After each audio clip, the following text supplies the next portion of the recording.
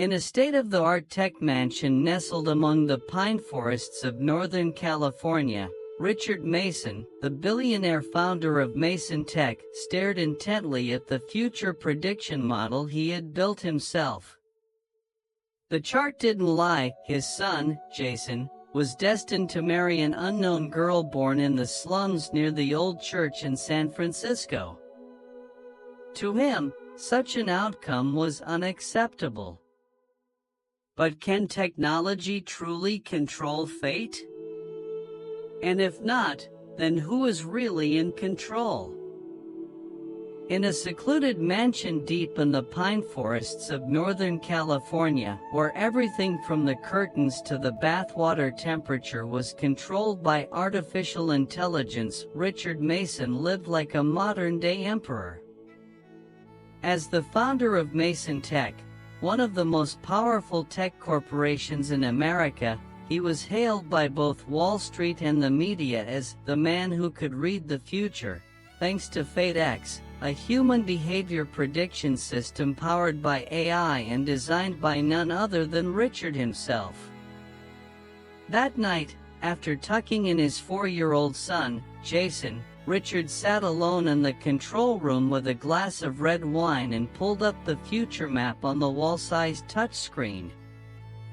It was a monthly ritual, checking the probability chains of those closest to him. But this time, the result made him stand up and drop his wine glass. The screen was unmistakable. Jason Mason, highest probability of marriage, Emily R., born in a low-income neighborhood near York Street, San Francisco. Parents, unknown. Financial status, below poverty line. Impossible. A child born in a slum, marrying into the Mason family?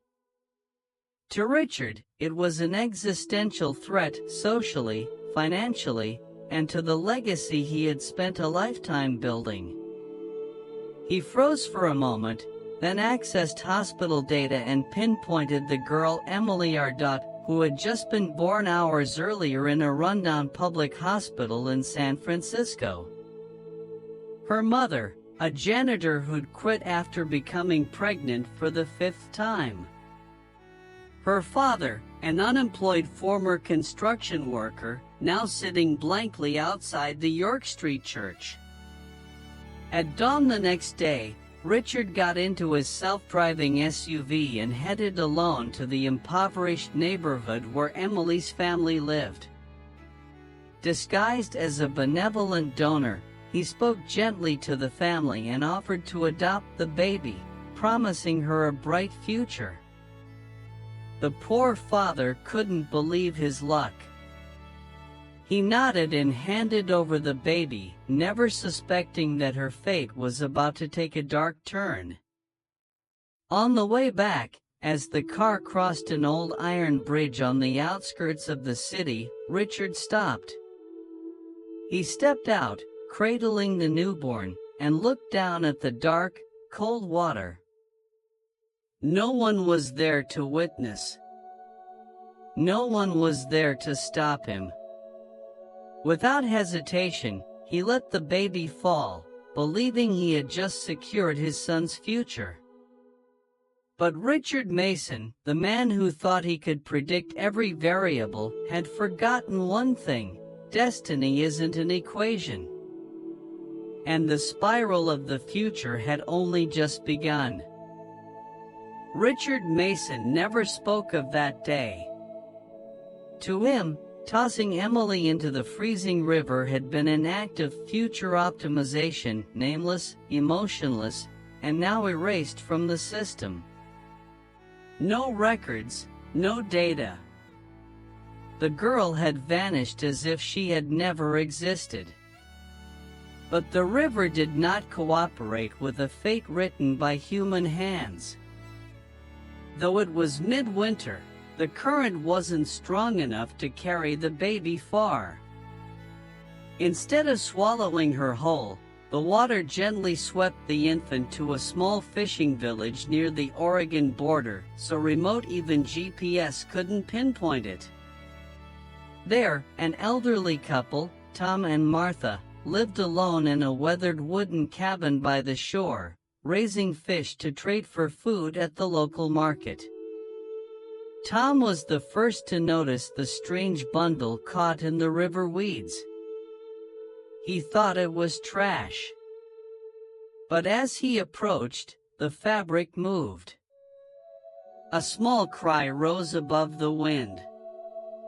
Trembling, the couple brought the baby inside, warmed her up, fed her milk, and gave her a name, Emily Rivers, because she came from the river, but was lucky enough to drift into our lives, Martha said.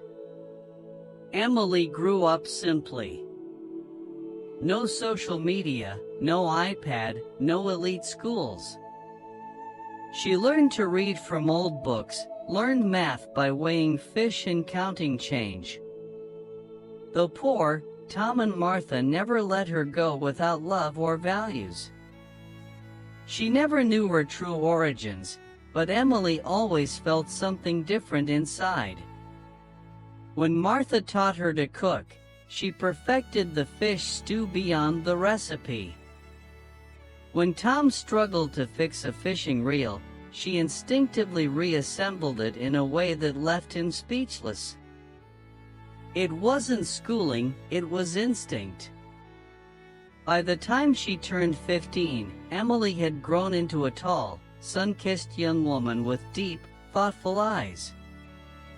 She worked part-time at the town's only roadside diner, a pit stop for truckers and tourists. And it was there where fate turned again. One June afternoon, a sleek silver SUV rolled into the lot. Out stepped Richard Mason, scouting remote land for a new ecotech resort. With him was Jason, now a handsome, kind-hearted 19-year-old with no idea of his past. They stopped in for lunch, ordering the house specialty, fried fish.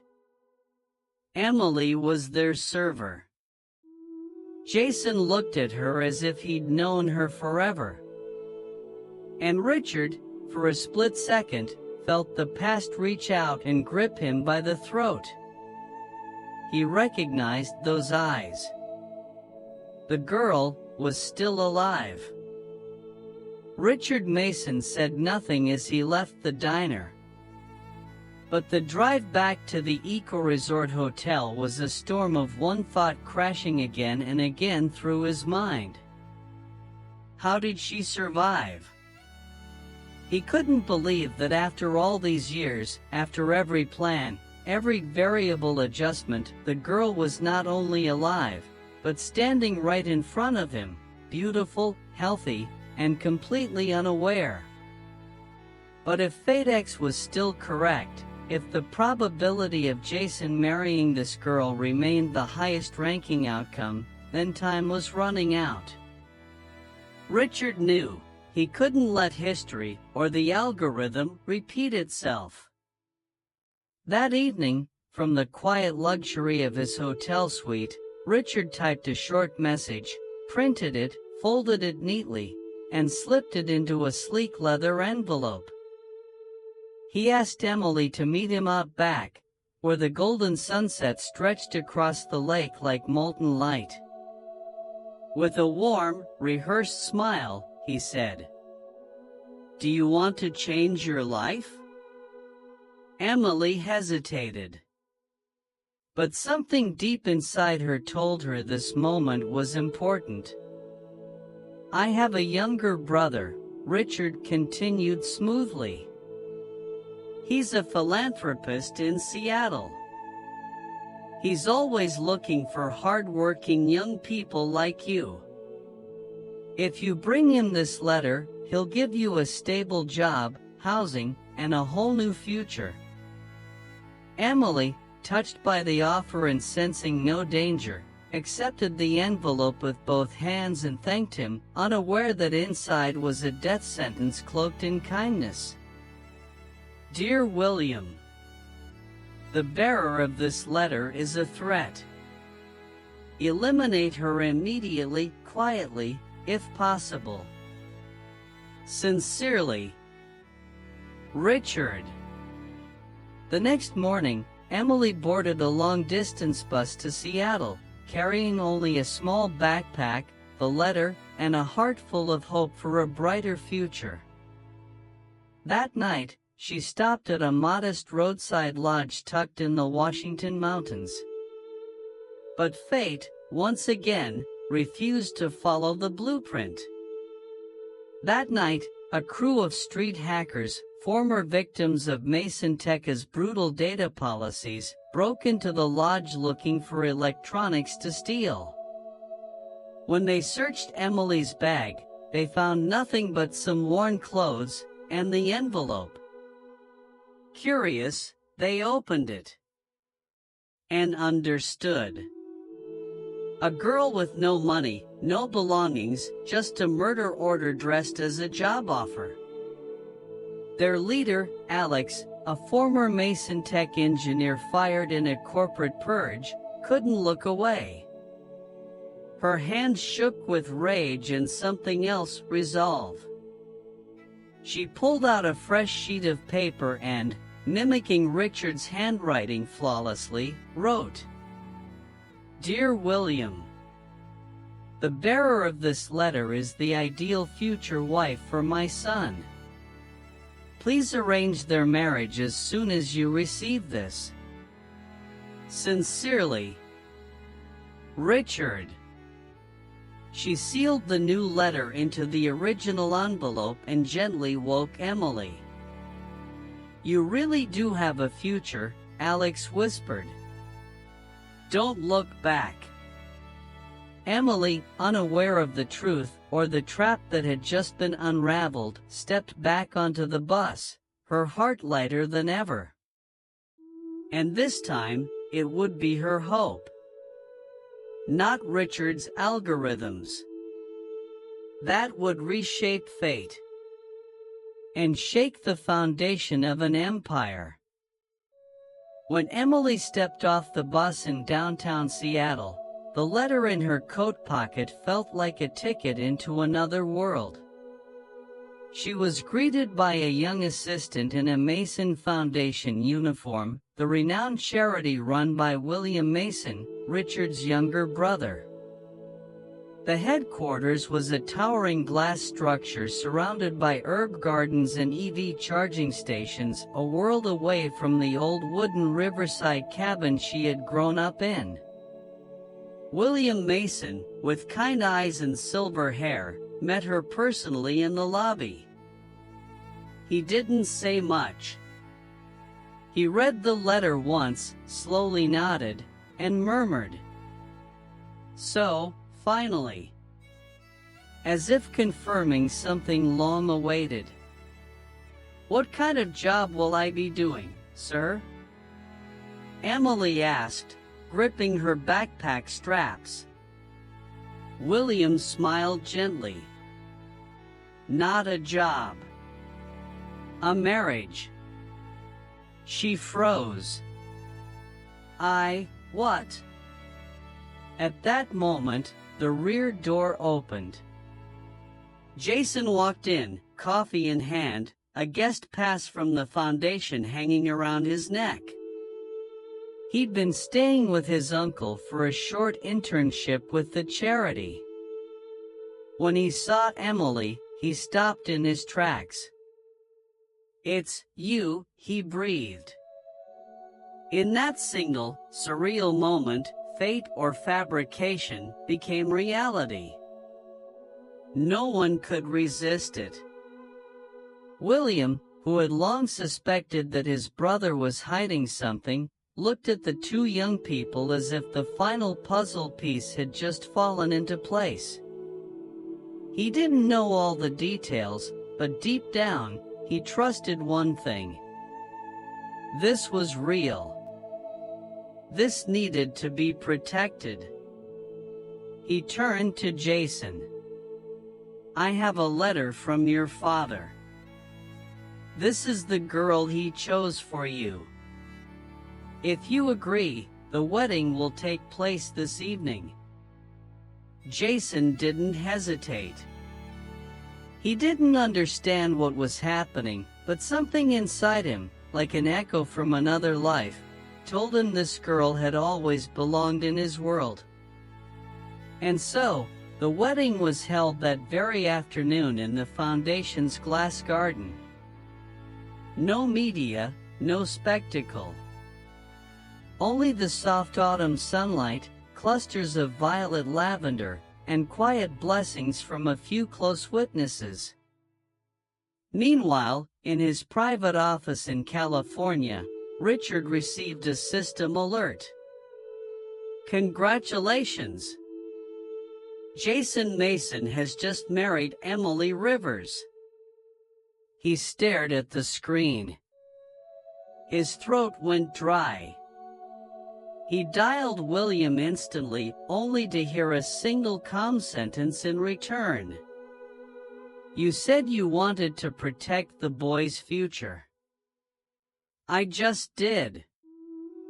Richard's hand clenched around his wine glass.